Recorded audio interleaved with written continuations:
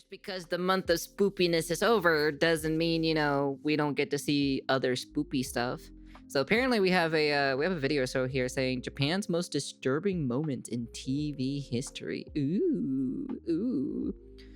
Of course, like I said, channel's always down in the description down below. Of course, you got to subscribe to them and all this other stuff. So, like I said, let's take a look at it. I'm very curious to see what this is all about. Shall we take a look at it, chat?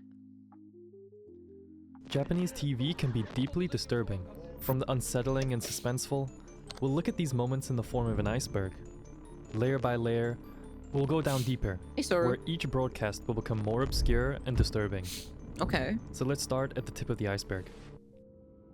In January 1998, a young comedian named Tomoaki Hamatsu was selected by producers of the variety show Denpa Shonen for what they called a Life of Prizes challenge.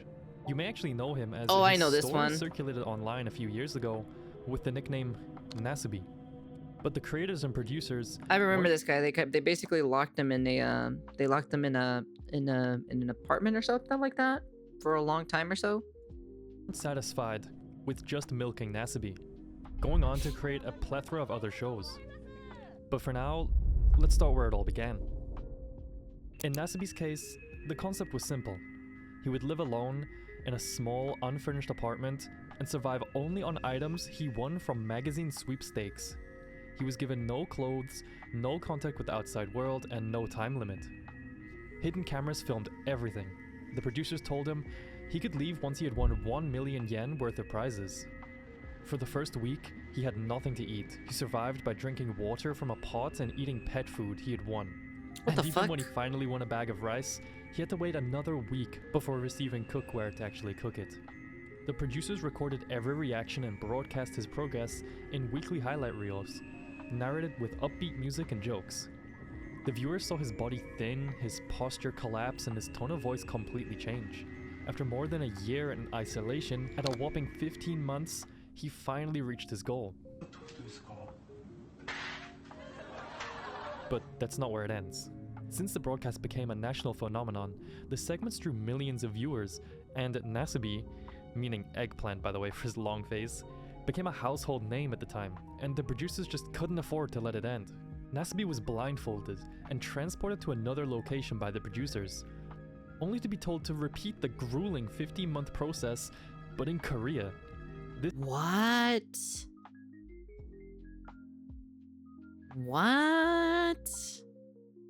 That's great, dude. Nah, fuck that, dude. Nah. This time, he needed to earn enough money in prizes to buy his plane ticket home. Now, to your and my surprise, it might be nice to know that Nasabe actually got insanely good at winning the sweepstakes and managed to buy his ticket home in roughly 3 to 4 months. Oh, wow. In later interviews, Nasabe said that he did not know the show was airing when he started, and he believed it was actually an audition at first. When he was released, he could barely speak to others. He described the experience as disorientating and said he needed time to learn basic social habits again.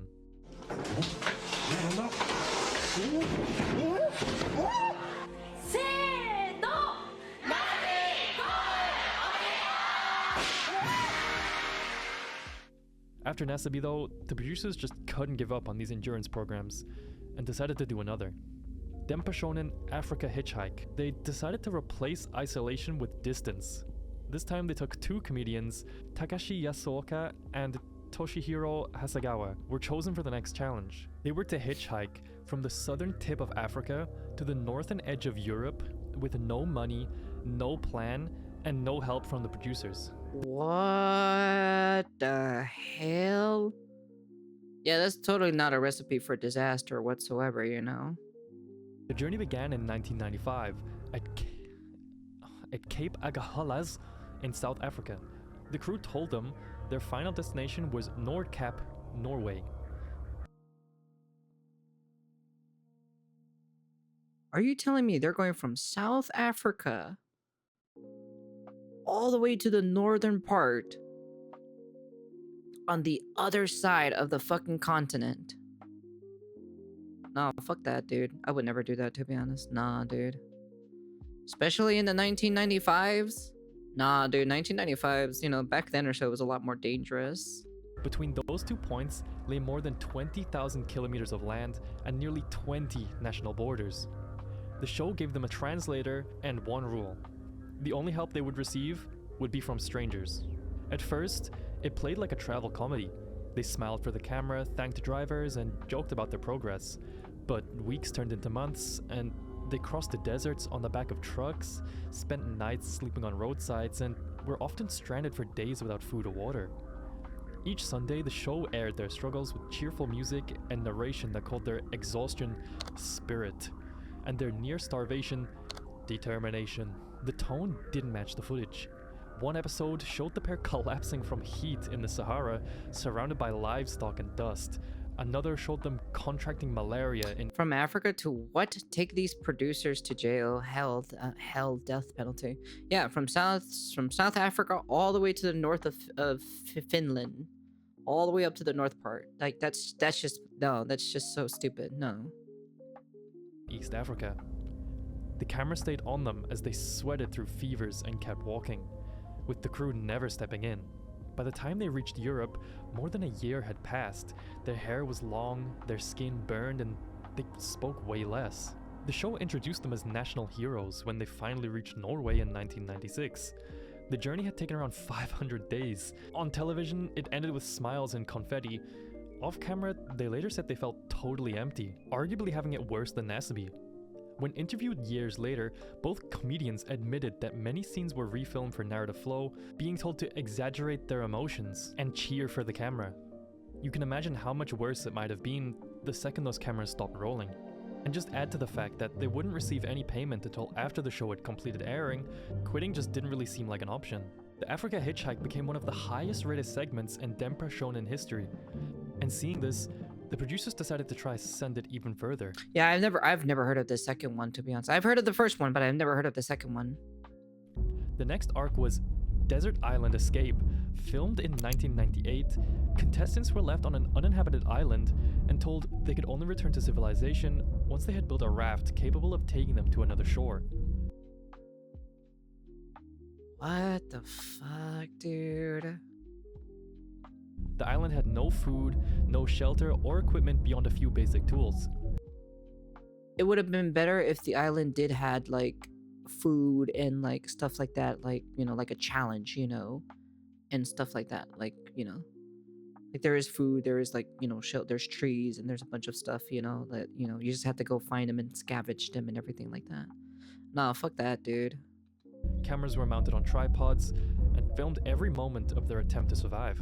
Days turned into weeks. They foraged for shellfish, collected rainwater, and slept in improvised huts. Some contestants suffered infections from insect bites and cuts. Others nearly collapsed from heat exhaustion, and the producers sent no medical help. Each episode showed their slow physical decline, edited with cheerful narration that framed the ordeal as an adventure. When they finally managed to lash together a raft, the men looked skeletal. And the final scenes of the show showed them paddling into open water, half victory, half exhaustion. The show continued to expand, with in 1998, Denpa Shonen launched Around the World Hitchhike, a spiritual sequel to Africa Hitchhike. Around the World Hitchhike? Oh, hell no, dude. Nah, no siree, no siree. With the new contestants, were ordered to travel around the entire planet by hitchhiking. With no money and no set routes, Excuse they me? lived on the generosity of strangers, sleeping in cars, fields, and bus stations across multiple continents. At one point, one contestant broke down on camera begging to return home, with the producers refusing.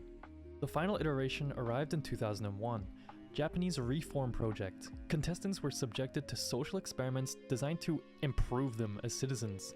They lived in isolation, performed repetitive labor, and followed arbitrary rules set by unseen producers. The show's tone grew darker and viewership actually began to drop. Public opinion had shifted. What once seemed funny now looked incredibly cruel. By the early 2000s, Denpa Shonen had become a national controversy. The network defended it as satire, but behind the scenes, multiple participants reported psychological trauma. And finally, after a flood of complaints and falling ratings, Denpa Shonen was quietly cancelled. Aum Shinrikyo on TV. Before the 1995 Tokyo subway siren attack, Aum Shinrikyo was a religious group garnering serious media attention. was a frequent guest on Japanese television, where their leader, Shoko Asahara, appeared on talk shows. Oh, I've heard of this one before. I know this one. They better have gotten 10 million for the travel around the world. They better got something out of it, to be honest. Variety programs, and news debates throughout the late 1980s and early 1990s. I know this one. At the time, he was presented as a charismatic yoga teacher who claimed to offer enlightenment through aesthetic training and spiritual science. Producers saw him as an eccentric figure who drew attention. He wore white robes, quoted Buddhists and Hindu texts, and spoke about the coming end of the world. On television, he was treated as a novelty, another strange personality in a country fascinated by mysticism and the supernatural. The tone was light, and the hosts laughed at Asahara as he levitated in staged demonstrations or read prophecies about global war. Aum members also appeared in music videos, variety skits, and call-in talk shows. They danced in robes, sang pop-style songs about salvation, and promoted a growing catalog of books and merchandise. Their image in media was seriously made out to be incredibly positive. Viewers didn't see them as violent at all, and the broadcast gave Aum free publicity. And by 1994, the cult had more than 10,000 followers in Japan and overseas. Some journalists questioned Asahara's claims of divine power, but their reports were buried beneath the entertainment coverage of mainstream media. The cult also used the media exposure to attract educated recruits. University students, scientists, and doctors joined after seeing him on television. For them, Aum seemed intellectual. I remember this specific era of like the 90s and like the early 2000s where like cults were like an actual thing or so back then. Like they would have like stuff like this or so where like one guy is like a spiritual like god or something, and then he gains followers and stuff like that, and it usually ends like pretty terribly, a lot of them. So scientific. It spoke about merging religion with technology, a concept that matched the optimism of the era. I've heard of many of these kinds back in those days. On the morning of March 20th, 1995, commuters boarded the Tokyo subway as usual. It was the busiest hour of the day, with trains being packed with office workers and students. But among them were 5 men carrying plastic bags wrapped in newspaper. Each of these men boarded a different train on 3 separate subway lines. Inside the bags were liquid sarin, a nerve agent originally developed as a chemical weapon. The attackers placed the packages on the floor and punctured them with sharpened umbrella tips, then stepped off the trains. As the liquid spread and evaporated, passengers began coughing. Some fell to the ground, their eyes burning and lungs seizing. Others stumbled onto the platform trying to escape, but the train operators didn't know what was happening. Some continued running their lines, unaware that the air in their carriages was now poison. Within minutes, chaos reached central stations. Commuters collapsed on platforms, and station staff tried to help, not realizing that the gas was slowly killing them too. By the end of the day, 13 people didn't survive, and more than 6,000 were injured. Aum Shinrikyo's name spread across every screen. Viewers recognized the faces of the group's leaders from talk shows they had once laughed at. The investigation revealed that the gas had been produced in Aum's own laboratory, with orders coming directly from Shoko Asahara himself, who believed the attack would trigger a world war and bring about the apocalypse he had predicted on television. In the following weeks, raids on Aum facilities uncovered more sarin stockpiles, weapons, and chemicals capable of killing millions. The media that had once invited Asahara on air now broadcast his live arrest. Jesus. His earlier interviews were replayed as examples of collective blindness and how dangerous cults can really be. It's shocking to see how widely accepted Aum was in the media just months prior. Those TV appearances become incredibly disturbing when you know it was all an act to hire university students to create those poisons and weapons. Muscle Ranking was one of Japan's more popular physical challenge shows during the late 1990s and early 2000s. It aired on TBS and featured elaborate obstacle courses designed to test endurance, what is that one balance, show? and strength. Contestants Ninja ranged from Warrior. athletes to comedians, all competing for bragging rights as the ultimate muscle champion. It's like Ninja Warrior. But this show pushed the physical risks even further. Each episode showcased increasingly dangerous stunts, climbing walls slicked with oil, having to dodge giant pendulums, balancing on narrow beams suspended over water. The danger was treated as part of the spectacle, but safety was really not the main concern here. And the padding that you might see on modern shows like this was incredibly minimal. The tone was super lighthearted, with energetic narration and sound effects that made the fall seem harmless. For years, no one questioned it. Well, that changed in 2002. On May 5th, 2 contestants were seriously injured during filming. The first incident occurred on an obstacle called Rock Valley, where players ran between large swinging boulders. One competitor slipped and was struck by a moving prop and suffered a spinal fracture. Oh. During the same taping, another participant fell awkwardly into a moat and was also hospitalized with severe back injuries. Both required long-term treatment and were left partially paralyzed. TBS suspended the show immediately after the incidents, and news outlets reported that medical supervision had been minimal on set and that a lot of safety measures were ignored to save filming time. Behind the scenes, producers admitted that they had repeatedly pushed contestants to go faster to maintain the show's pacing. When the network investigated, it found that several minor injuries had also gone unreported. The scandal ended Muscle Ranking's run, with TBS announcing its cancellation, citing serious concerns over participant safety. Damn. The final broadcast aired later that year, ending a series that had once drawn millions of viewers. The impact went beyond a single program, with other variety and competition shows began tightening their safety standards. Some networks introduced dedicated medical staff for live stunts, and production guidelines were rewritten across the industry. The event became a reference point in later discussions about reality TV ethics, how far entertainment can go before it crossed into negligence. Now we move into Tier 2, starting with Honto ni Atta Noroi no Video. In 1999, Fuji TV aired the first episode of a new late-night series called Cursed Videos That Really Happened. It opened with a simple premise: anonymous tapes sent to the producers, each showing something strange that couldn't be explained. The early episodes looked like documentary television. A reporter drove to the location, interviewed witnesses, and replayed the submitted clip again and again, zooming in on blurry figures or distorted faces. Audiences believed it. The footage was low quality, often shot on VHS or HIA cameras, and the imperfections made it convincing. People sent in their own cursed videos, hoping to see them on television. Some came from home movies, others from wedding recordings, abandoned buildings, or security footage. By the early 2000s, Noroi no Video had become a subculture of its own, part horror, part urban legend, and part archive fear. Let me get this straight. One of the videos is actually real that had to deal with something very disturbing happening. I'm just taking a guess. One of its most infamous segments focused on the Inokashira Park dismemberment case. In 1994, human remains were found scattered across a park in Tokyo. Years later, the show claimed to have received a tape near the site.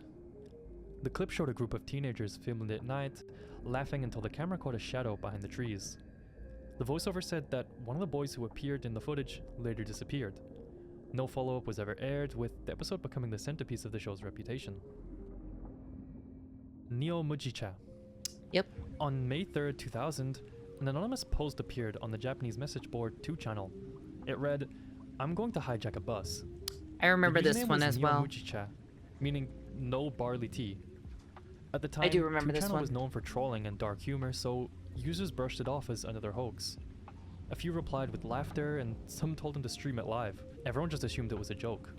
However, that afternoon, a 17-year-old boy boarded a bus, number 2103 in Fukuoka City. He was carrying a kitchen knife and a container of gasoline. When the bus reached Tenjin Station, he pulled out the weapon and took the passengers hostage. The driver stopped the bus, and the boy demanded please stay away. One passenger who tried to intervene was... Another was wounded when he tried to escape through a window. Within an hour, local television crews arrived. They surrounded the area, broadcasting live from only meters away. By evening, all major networks had cut to rolling the coverage. Cameras zoomed in on the bus door, showing movement inside. Occasionally, the curtains shifted and someone could be seen crying. Reporters described what they were seeing in real time, completely unaware that the attacker had a small television inside the vehicle with him, so he could watch everything they were saying. The standoff lasted through the night. Police negotiators spoke with him by using a megaphone, asking him to release the hostages. The boy shouted back that he had gasoline and would ignite it if anyone approached. Around 8 a.m., after more than 15 hours, a special police unit stormed the bus. The broadcast showed flashes of movement and the sound of shouting. Moments later, the boy was arrested, with one woman succumbing to her injuries. When his age was revealed, the networks cut his name and blurred his face, but the internet already knew him as Neo Mujicha. His 2-channel post was still visible. People archived it, quoting his words and his spelling, even the timestamp. In the aftermath, the media faced criticism for turning the siege into a spectacle. By filming every moment, they had broadcast police tactics and even given the attacker attention in real time. Two Channel's founder, Hiroyuki Nishimura, was questioned over whether the site bore responsibility for not removing the threat. What do you think he's gonna do though? Why are they mad at him? Be for real. They removed the post, he's still gonna do it anyway. The kid probably wouldn't even know the post was deleted. He'd be on the bus already. The incident became known as the Fukuoka bus hijacking. It changed how Japan viewed both the internet and live television. Copycats appeared under new names, Neo Oolong Tea, Neo Coke, posting their own threads for attention, and the term Neo Mujicha entered online slang for a shorthand of time, as a way to mean, this post might be deadly. In 2003, Fuji TV aired a strange late-night program called Hoso Kinshi, translated as Banned Broadcast. It was presented as a compilation of television segments that were supposedly too disturbing to air. Each episode opened with a warning and a countdown, as if the footage had been recovered from the network's own archives. And what followed didn't look like fiction, but like an unfinished news report. The first installment began with a single premise: a local documentary crew filming a profile on a suburban family. The footage was rough, full of mistakes and awkward cuts. The mother smiled too long, the father avoided the camera, and every shot felt slightly off. Midway through, a jump cut revealed inconsistencies. People standing in places they shouldn't be, a background object moving between takes. The editing itself became the story, with viewers realizing something inside the footage wasn't supposed to be seen. Later, an editor within the episode discovered a subliminal image hidden in a single frame. The tone shifted from slice-of-life documentary to psychological horror. The narration grew erratic, describing how the producers began investigating their own video. By the end of the episode, it implied that the family had been involved in a murder, and that the proof had been accidentally captured by Fuji TV cameras. When it aired, many viewers thought it was a genuine broadcast error. The style mimicked real documentary editing, with no music cues or transitions, and just handheld cameras and production logs shown on screen.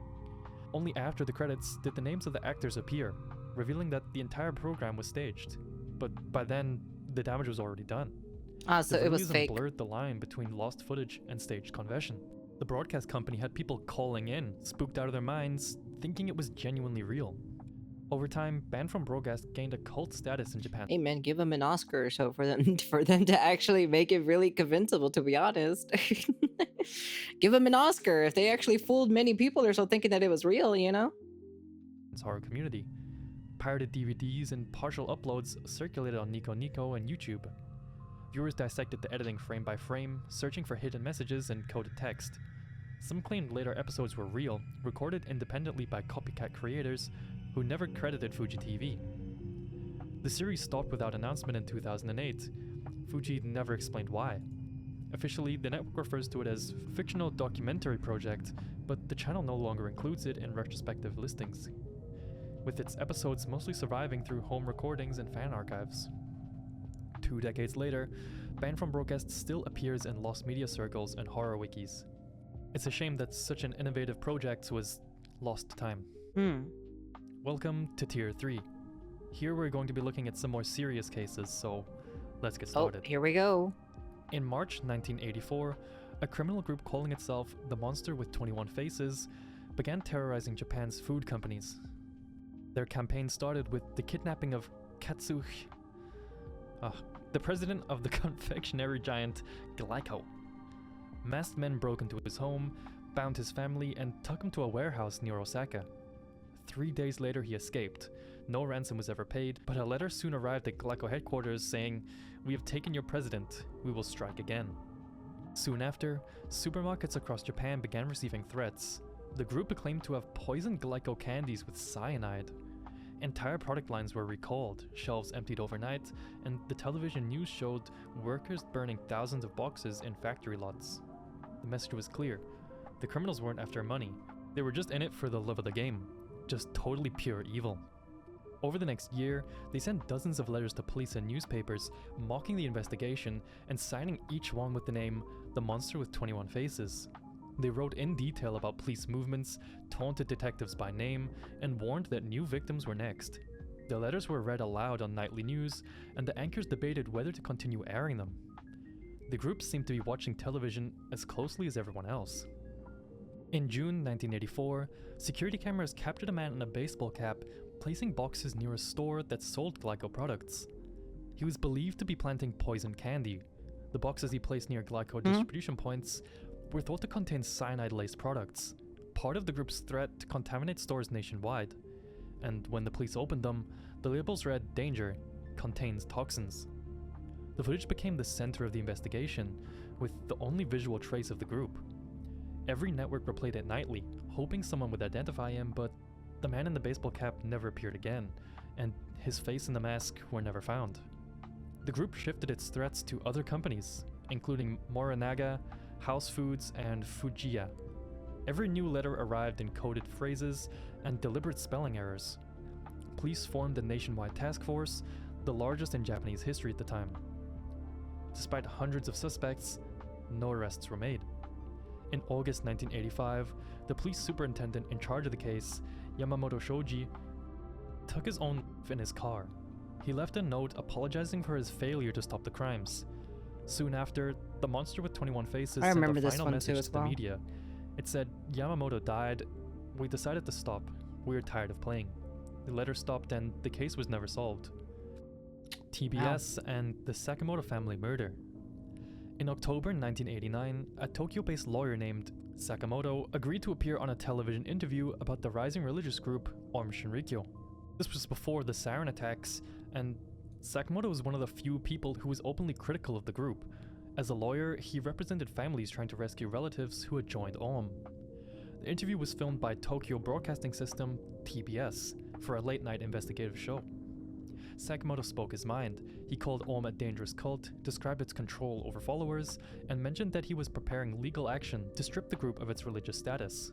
It was the kind of footage that could have changed public perception of Asahara early on, but it never aired. Before the program was broadcast, Aum members learned about the interview, and according to court testimony given by former cult members, TBS staff privately showed the unedited tape to Aum representatives in order to hear their side of the story. This was done without Sakamoto's consent, and after the recording, Aum demanded the segment be cancelled, with the network complying, which resulted in the interview being completely pulled from the lineup.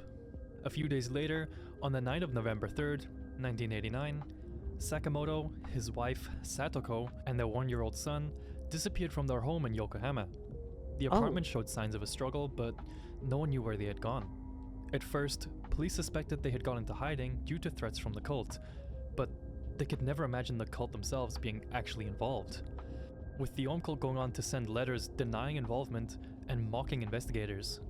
It took 6 years to uncover the truth, but in 1995, after the Tokyo subway sarin attack showcased what Aum really was, cult members confessed to the killing of the Sakamoto family. They had broken into the home and taken them. The revelation ignited public outrage. They killed the kid too as well? Jesus Christ. Not only toward Aum, but towards TBS. Journalists discovered that the network's decision to show the interview to the cult may have directly led to the family's deaths. The staff members involved admitted to the screening, but said they had not realized the danger. The company issued a public apology, calling it a grave ethical lapse. The Japanese Broadcasting Ethics and Program Involvement Organization, BPO, later condemned the network for violating professional standards and betraying the trust of their source. The case became a landmark example of how media negligence can have fatal consequences. When the details came out, viewers watched old news clips of Asahara smiling on variety shows and talk programs. Many realized that television had helped build the cult's image while silencing its critics. The same media ecosystem that once treated Asahara as an eccentric mystic had now played an indirect role in protecting him from exposure. Due to this incident, TBS temporarily suspended its investigative programming and replaced its senior producers. The Sakamoto interview tape, the one that was never aired, became evidence in court, with its contents finally being made public years later in documentaries about Aum. The footage showed a calm, articulate man warning the nation about a cult that would later commit one of the worst terrorist acts in Japanese history. Damn, so he basically predicted how bad this actual cult is, you know? That's crazy. He actually knew. He straight up knew. Damn. Unfortunately, a poor man paid with his life, especially his wife and the kid too as well. That's the sad thing about it. Yukino Kikuma's fall. In September 1998, Fuji TV announcer Yukino Kikuma appeared on a live segment of the morning program Mezamashi TV. The broadcast was meant to demonstrate a new emergency escape device designed for high-rise buildings. A harness. Now, I don't need to tell you where it's gonna go wrong here. I straight up don't even need to tell you, okay? Let's be honest here. We know exactly what's going to happen. System that allowed users to rappel safely from windows during a fire. Kikuma volunteered to test it on air from the 5th floor of the Fuji TV building in Tokyo. The setup was simple. A camera crew filmed from the street, while another covered the interior shot from the window. Fuck that, dude. The device was secured to a metal anchor, and Kikuma, dressed in casual clothing, smiled as the host introduced the demonstration. She stepped onto the ledge, attached the harness, and leaned forward for the descent, only for the rope to give way almost immediately. Viewers watched as she fell roughly 13 meters to the ground. The camera cut away mid-fall, but her scream was heard clearly through the microphone. The broadcast froze for several seconds before the studio anchors returned, visibly shaken. They apologized and said the demonstration had been suspended. Emergency staff rushed her to the hospital. She survived, suffering multiple fractures and a concussion. Fuji TV issued a public statement later that Well, glad she survived, to be honest. I'll be very honest with you. day, admitting that the escape device had not been properly tested before use. You can't be serious with me. The device was never tested? Are you serious? I swear. Everything in the 1990s and early ons or so, like early 1990s and just like, just the 1990 eras in general was sure was something, to be honest. I'll be very honest with you. Investigators found that the safety harness had been attached incorrectly by staff who were unfamiliar with the equipment. Of course. Kikuma later spoke about the accident, saying she remembered stepping off the ledge and realizing the rope had gone slack before losing consciousness. She spent several months in recovery and returned to work the following year. Even though the accident ended without loss of life, it became one of Japan's most infamous broadcast accidents, because it happened during a routine morning show watched by millions. For years afterwards, producers cited it as the reason to avoid unsupervised live demonstrations. Jesus Christ. Fukushima 2011. On March 11th, 2011, a magnitude 9 earthquake struck I remember off the this. northeast coast of Japan. It was the strongest in the country's recorded history, and within an hour, a tsunami more than 10 meters high hit the coastline of Fukushima Prefecture, sweeping away homes, cars, and entire neighborhoods. Power plants along the shore shut down automatically, It was. except for one. The Fukushima Daiichi nuclear power station lost all power to its cooling systems. Within hours, engineers realized the reactors were overheating. The government issued evacuation orders, but at first, the disaster was only seen from the ground, That's true. until NHK's helicopter camera arrived the next morning. Or else it would have been pretty freaking bad, to be honest. 10:30 a.m. on March 12th, NHK went live from the air. The camera focused on the coastline, a plume of white smoke rising from one of the buildings. The reporter's voice was calm, describing the visible damage from the tsunami. Then the smoke turned gray, and the camera shook. A low rumble filled the feed as the top of the #1 reactor building erupted in a flash. Metal panels flew upward, followed by a cloud that spread into the sky. It happened live, broadcast nationwide without a delay. The helicopter footage continued showing the wreckage in real time. Viewers across Japan saw the blast before the government confirmed anything. Many assumed it was another aftershock, not realizing they had just witnessed a hydrogen explosion at a nuclear reactor. The broadcast was replayed repeatedly throughout the day. NHK analysts tried to explain what the images meant, while officials refused to confirm whether radiation had been released. Other networks copied the footage, each adding speculation. By that evening, radiation levels near the plant had risen sharply. Residents who had been told to stay indoors began fleeing inland. The unfiltered broadcast had made the danger visible before anyone could soften the message. Within days, all networks introduced new time delays for live coverage, a censorship measure designed to prevent another uncontrolled transmission of catastrophic events. The helicopter footage became the most replayed image of the Fukushima disaster, with every anniversary returning to that shot. For NHK, it remains a defining moment, a case where the truth reached the public faster than the authorities intended, causing mass panic across the country. Oof. Yeah. That one was pretty crazy. I knew most of these, to be honest. I'll be very honest with you. I knew a pretty much good chunk of these. I think there probably might have been 1 or 2, maybe 3 that I don't know, but that's kind of like the gist of it, though. But I did know like a lot of these, to be honest. So, well, that's Japan's most disturbing moment in TV history. Well, that was a pretty good channel, actually. To be honest, that wasn't too bad, actually. Who knows? Maybe we might look at other stuff. To be honest, you know, good channel. To be honest, Noxley, very good stuff. To be honest. Anyways, that's the end of the video. You guys can comment, like, subscribe, do all that fancy jazzy stuff. Kind of interesting to go down like through kind of like memory lane or so, kind of like witnessing a lot of these things. It's funny because I know most of these. Like I know a good amount of these, to be honest. So. When I say identical, I mean the reactor design. Want to watch the Chernobyl one? No, right now. Anyways, who knows? We'll see what other crazy shenanigans we'll be taking a look at. So, anyways, that's the end of the video, and peace.